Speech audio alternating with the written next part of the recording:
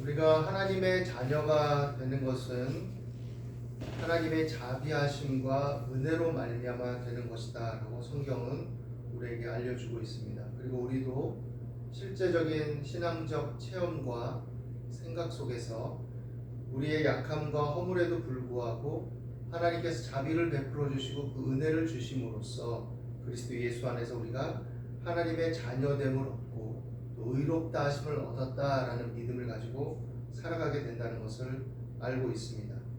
그래서 성경에서 오늘 우리가 읽은 말씀처럼 그러므로 형제들아 이랬을 때 그 말은 그리스도인 공동체를 일컫는 말인데 그 공동체들은 공유하고 있는 게 있는데 그것은 무엇이냐? 하나님의 자비하심과 은혜를 알고 인식하고 체험한 사람들이라는 것이라고 말할 수 있습니다. 하나님의 은혜로 하나님의 자녀로 부름을 받고 그런 자녀들의 모임으로서의 생명을 공유하는 공동체로서의 교회는 하나님이 기뻐하시는 삶을 추구하는 공동체다라고 우리에게 오늘 말씀을 읽고 있습니다. 바울은 제사의 용어를 써서 이것을 우리에게 말하는데 하나님의 모든 자비하심으로 너희를 권하노니 너희 몸을 하나님이 기뻐하시는 거룩한 산 제물로 드리라. 이는 너희가 드릴 영적 예배니라 라고 이렇게 말합니다. 우리를 제물로 드려라 라고 했어요. 만약 구약 같은 배경 속에서 본다면 우리를 제물로 드린다라는 것은 인신제사를 연상케 하는 거죠. 사실은 물론 이스라엘 백성들은 동물 희생제사를 통해 또 죄 없으신 예수님을 예표하기도 하고 인간의 죄가 또 이렇게 생명의 고통을 앗아가는 것과 연결되어 있다라는 것들을 나타내주고 있긴 하지만 바울이 말한 것은 우리가 제물로 드리는데 너희가 하나님의 산 제물이 되어야 된다. 그것은 뭐냐면 우리는 제물로 드려진 자들이긴 하지만 제사 용어를 써서 일종의 비유일 수도 있겠죠. 그렇지만 살아있는 제물이다. 죽은 자들이 아니고 우리를 죽일 필요가 없다라는 거죠. 왜냐하면 예수님께서 우리를 대신해서 십자가에서 죽으시고 우리 죄값을 다 담당하셨기 때문에 우리는 우리를 제물로 드리되 어떤 제물로 그럼 드려야 되느냐? 살아있는 제물로 드리는데 하나님이 기뻐하시는 삶을 사는 것, 그것이 진정한 제물로서 살아있는 제물로서의 삶이다라는 것이죠. 이것이 영적 예배다라고 이렇게 말합니다. 영적 예배라는 것은 단순하게 어떤 헬라의 이원론적 사고처럼 정신적인, 지식적인, 사고적인, 또 관념적인 일종의 어떤 신비한 지식과 깨달음과 맞닿은 이런 사유를 깨달음을 추구하라 이런 의미가 아니라 전인격적이고 총체적인 삶으로 연결되는 겁니다. 수가서 우물가 여인을 만났던 예수님이 하신 말씀이 뭐냐면 이 산에서도 말고 저 산에서도 말고 그러니까 장소나 어떤 제도나 이런 거에 매이는 것이 아니라 전통에 매이는 것이 아니라 이제 예배는 어떤 예배냐? 하나님이 정말로 원하시는 예배는 뭐냐? 영과 진리로 드리는 예배다. 그러니까 우리의 영혼이 우리의 심령으로 새롭게 되어서 하나님의 진리의 말씀을 따라 살아가는 것, 그런 삶을 추구하는 것, 그런 관계를 추구하는 것 자체가 진정한 예배고 그것이 하나님이 기뻐하시는 삶이다라고 말하고 있는 거죠. 그래서 우리가 산 제물로 드리라는 것은 우리의 생각과 우리의 감정과 행동이 전인격적으로 일치가 되어서 또 일체를 추구하면서 하나님의 말씀과 그 뜻에 따라 살아가는 것, 이것을 의미하는 것이죠. 이것은 근본적으로 얘기하면 하나님의 형상을 회복해 나가라는 것이고 그 회복된 하나님의 형상성을 추구하며 살라는 것이고 또 좀 더 쉽게 표현하면 건강한 인격성을 가지고 그런 삶을 추구하라라는 것과 맞닿아 있는 것입니다. 하나님이 사람을 창조하실 때 인격적 존재로 창조하셨고 인격적 존재성의 계통 발생적으로 계속해서 생육하고 번성하도록 하셨기 때문에 우리는 하나님의 형상성인 인격성을 추구하면서 그것이 선한 양심과 거룩한 믿음으로 일치가 되어서 나아가는 삶을 추구해야 되는 존재다라고 말하고 있는 것이죠. 그리고 그런 삶을 위해서 우리에게 요구되는 것은 무엇이냐? 분별하는 사람이 되어야 된다는 것입니다. 분별. 그러니까 너희는 이 세대를 본받지 말고 오직 마음을 새롭게 함으로 변화를 받아 하나님의 선하시고 기뻐하시고 온전하신 뜻이 무엇인지 분별하도록 하라 했습니다. 분별의 첫째 근본적인 어떤 바탕이 되는 것은 우리 마음이 새로워져야 되는 거예요. 여기서 마음을 새롭게 한다는 근본 의미는 예수 그리스도를 믿고 하나님을 아바 아버지라 부르며 하나님의 자녀로서의 정체성을 획득하고 그런 마음을 갖고 성령의 교통하심을 누릴 때 그것을 추구할 때 더욱더 온전하다라는 거죠.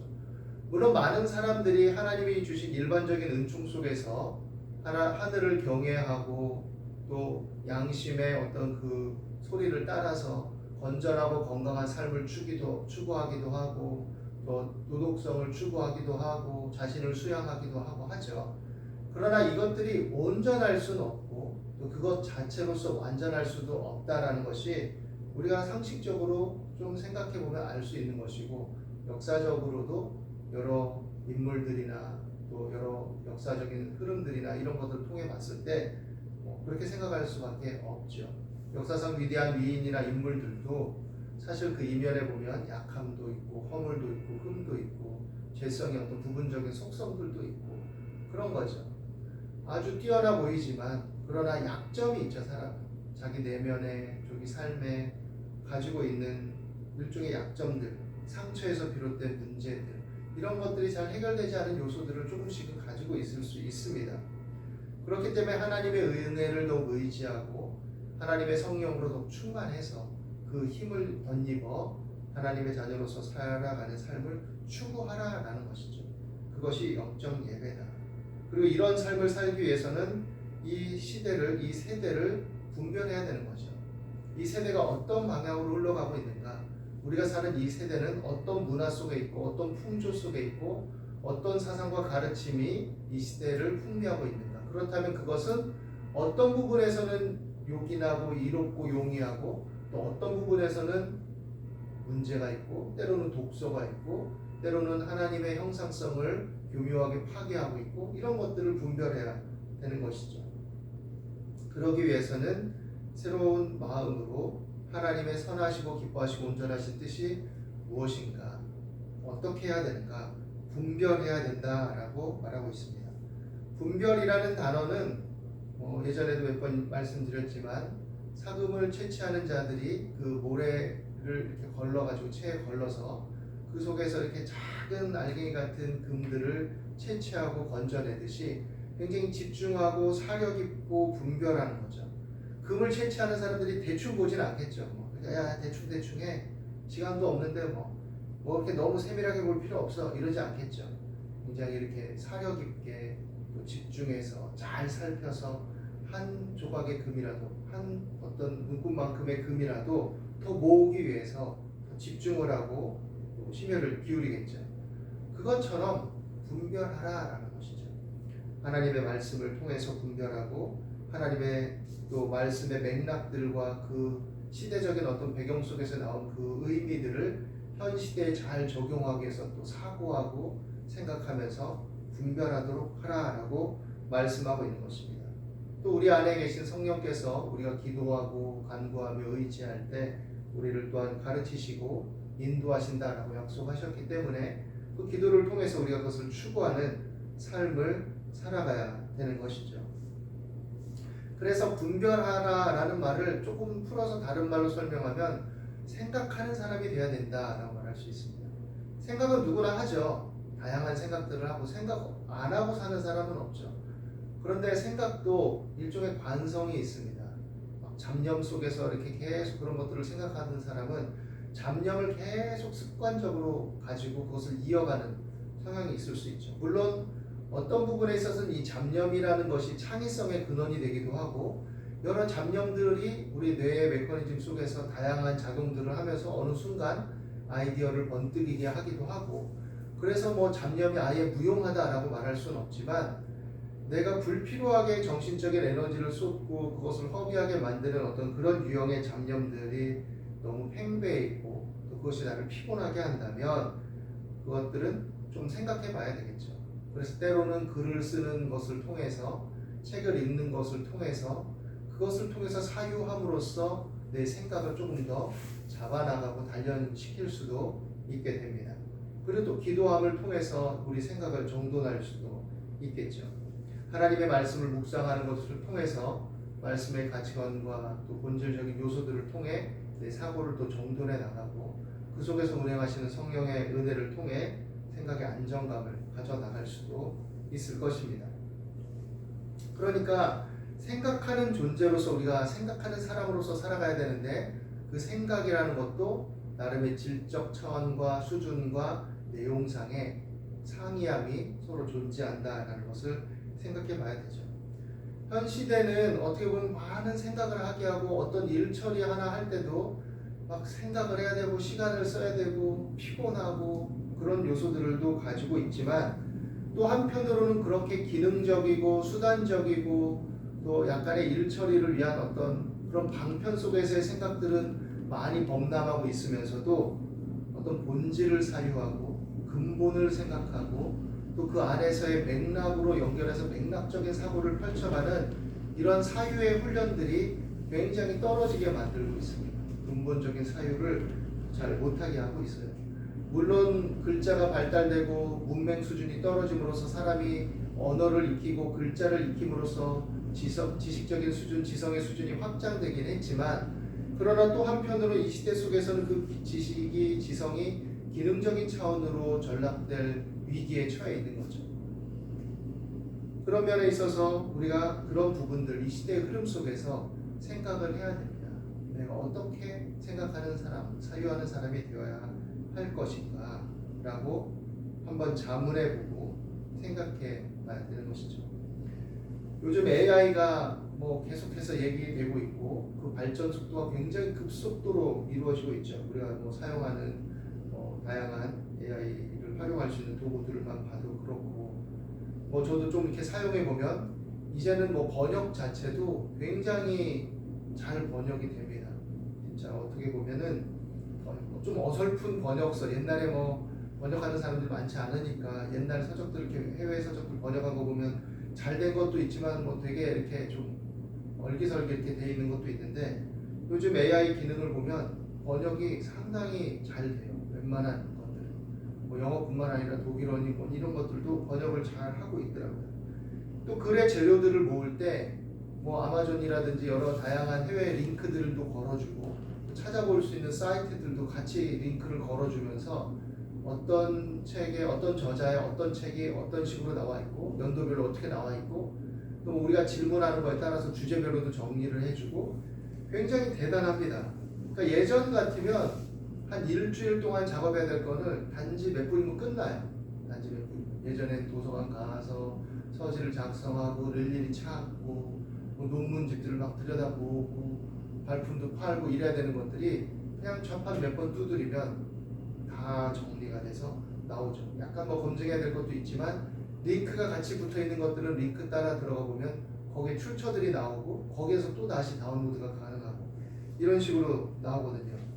그러니까 앉은 자리에서 전 세계 자료들을 서치하고 또 요약하고 정리할 수 있는 아주 놀라운 시대죠.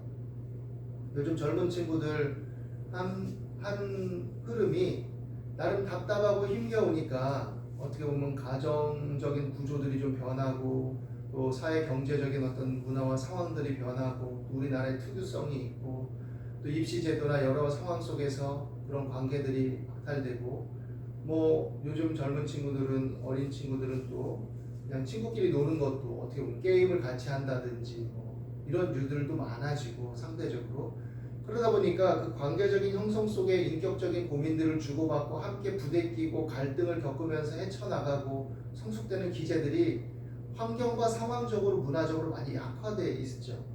그러니까 한때 요즘에도 그렇긴 하지만 젊은 친구들 특히 이렇게 답답한 마음을 풀 길이 없으니까 상담을 하자니 회기가 길고 상담비도 많이 들고 그러니까 이제 곳곳에 있는 약간 무속인들을 많이 찾아가는 양상들이 있더라고요. 그래서 젊게 이렇게 세련되게 트렌디하게 만들어 놓고 오피스텔이나 작은 사무실 같은 걸 빌려서 타로를 한다든지 아니면 그렇게 어떤 신점을 봐준다든지 이런 상황으로까지 이렇게 하면서 그런데 가서 일단 한 번 내면 답답하고 그런 마음을 좀 풀고 나름 안심되는 말을 들어오기도 하고 자기 또 가려운 데를 긁어주는 것처럼 그렇게 여기고 들어오는 것들이 있으니까 그런 양상들이 좀 많아졌습니다.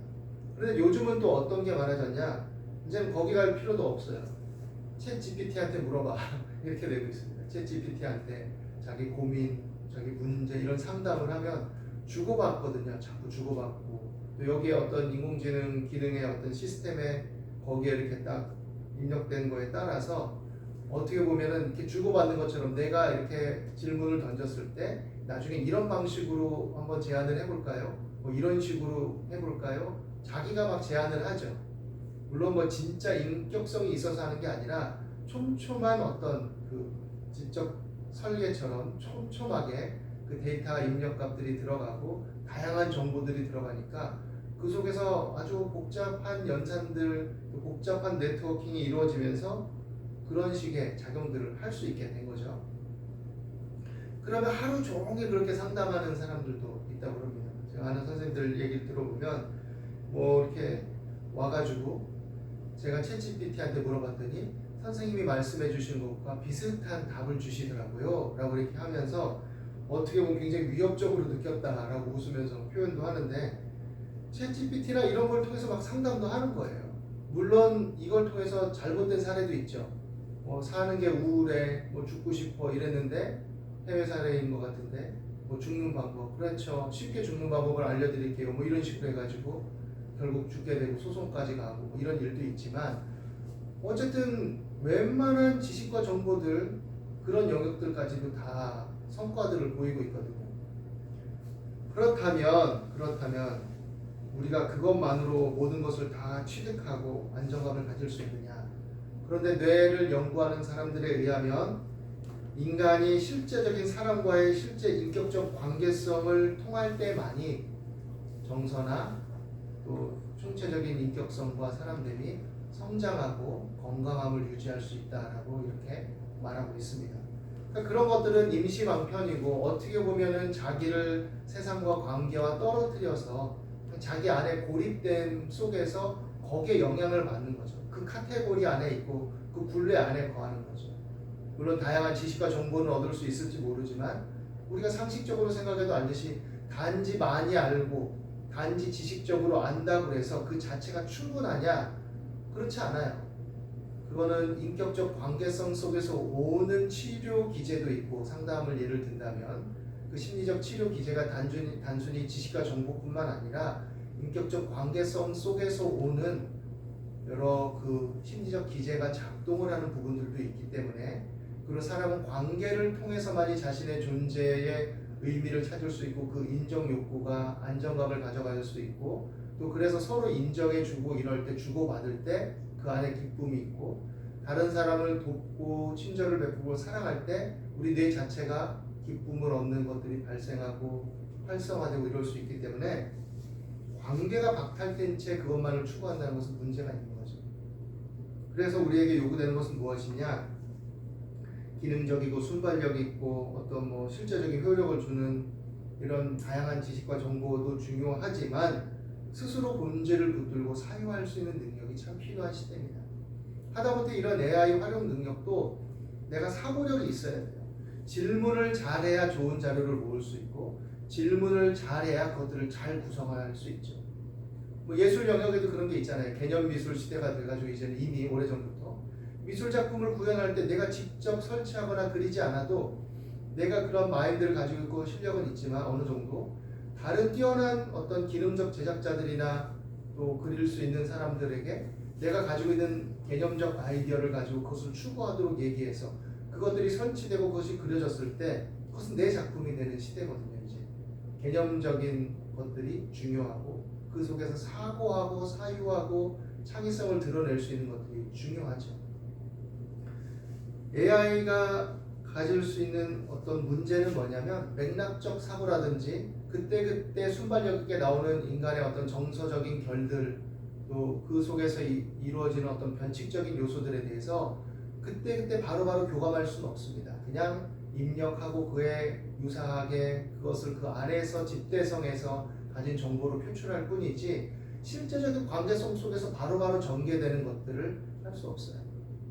그래서 이 뭐 그런 부분들을 다양한 양상에서 지금 또 얘기되고 있으니까 우리가 이 시대를 살아갈 때 하나님의 형상인 생각하는 존재로서 인격성을 가지고 살아갈 때 일반적으로 중요한 것 또한 한편으로는 이 시대적인 어떤 상황 속에 우리가 어떤 그런 수단적 존재로 기능적 존재로만 되지 않도록 내 뇌의 구조, 내 사고의 구조, 내 심령의 구조를 잘 건강하게 유지하고 만들어갈 수 있도록 스스로 생각하는 힘을 길러야 됩니다. 스스로 책을 읽으면서 그 본질적인 문제들을 고민하고 씨름할 줄 알아야 되고 내 생각을 내 손으로 글로 쏘면서 사고를 정돈할 줄 알아야 되죠. 이미 그런 것들은 얼마나 우리에게 유용한지 책으로도 연구 자료로도 뛰어난 사람들을 통해서도 이미 나와 있죠. 지금 시중 출판사를 통해서 판매되고 있고 또 나타나고 있습니다. 현재 자체도. 하나님의 형상성인 인격성은 기능적이고 도구적인 수단적인 차원에만 머물러서는 안 된다라는 것을 우리에게 말해주고 있는 것입니다.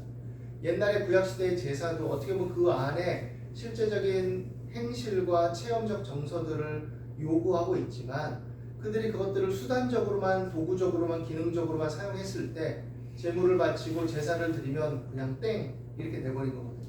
하나님께 제물 많이 바치고 제사도 드리고 극상품의 예물을 드리고 또 연보도 많이 하고 헌금도 많이 했으니 그럼 된 거 아니야?